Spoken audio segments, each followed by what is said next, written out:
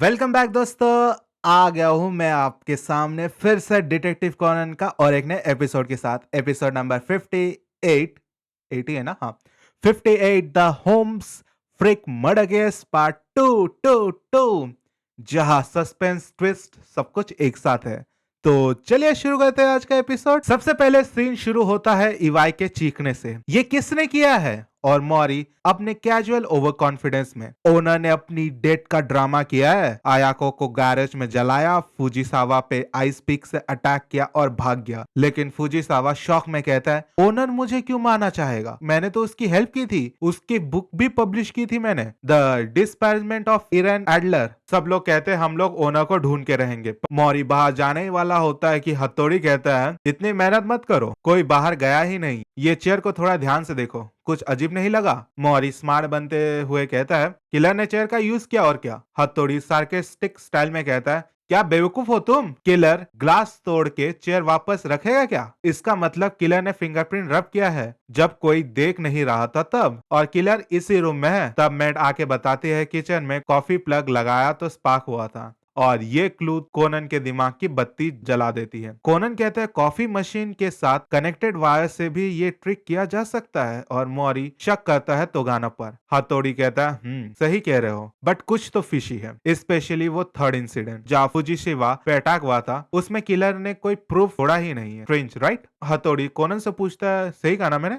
Conan कहता है ये थर्ड इंसिडेंट तो प्लान का पार्ट नहीं था। और हथौड़ी भी नोटिस करता है ये लड़का कोई नॉर्मल बच्चा नहीं है, ये तो ऐसे एनालाइज कर रहा है जैसे कूडो हो। कोनन कहता है मुझे सेकंड इंसिडेंट का क्लू मिल गया है, but first incident still confusing है। ओनर पूरा दिन नहीं दिखा, कार सडनली तेज हो गई, कार में ब्लैंकेट क्यों था और स्टीयरिंग इतना टाइटली पकड़ा हुआ क्यों था ओनर ने? कोनन एक थ्योरी कहता है, ओनर तो पहले ही मर चुका था, उसकी बॉडी को कार में सेट किया गया ब्रेक पे फुट जाम करके। डिनर के बाद जब गैराज का टेम्परेचर 95 फ़ारेनहाइट के आसपास पहुंच गया, रिगर मोर्टिस लूज हो गया और कार ने खुद ही स्पीड पकड़ ली। That's right, it was a timed murder using body temperature and science. Conan चाहता है कि वो मॉरी को बेहोश करे, लेकिन वह हथौड़ी होता है तो वो नहीं करता। लेकिन जैसे जैसे कोनन जाता है वैसे वैसे हथौड़ी उसके पीछे पीछे जाता है, तो कोनन को ना इलाज हथौड़ी को बेहोश करना पड़ता है। और हथौड़ी की आवाज में कोनन कहता है, तुम ही हो ना किलर तोगानो? तोगानो शॉक्ड, वो कहता है इम्पॉसिबल, जब ओनर क्लिफ से गिरा मैं तो तुम्हारे साथ था। कोनन कहता है लेकिन अगर तुमने उसे एक दिन पहले ही मार दिया तो? कार में हीटर लगाया, रिगस मोटिस ट्रिक यूज किया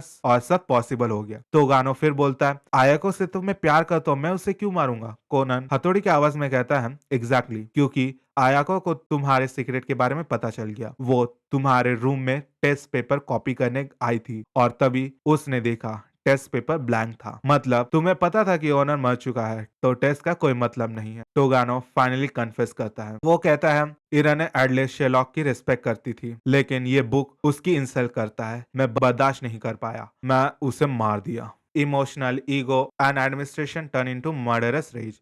और यही थी कोनन और हथौड़ी की जॉइंट इन्वेस्टिगेशन का रिजल्ट। हथौड़ी होश में आके कोनन से कहता है, तुम कुडो शिनिची हो ना? तुम्हारा कांसाई डायलॉग तो पैथेटिक था, बट मेरी आवाज का इंप्रेशन मस्त किया है। हथौड़ी ऑकवर्ड कहता है,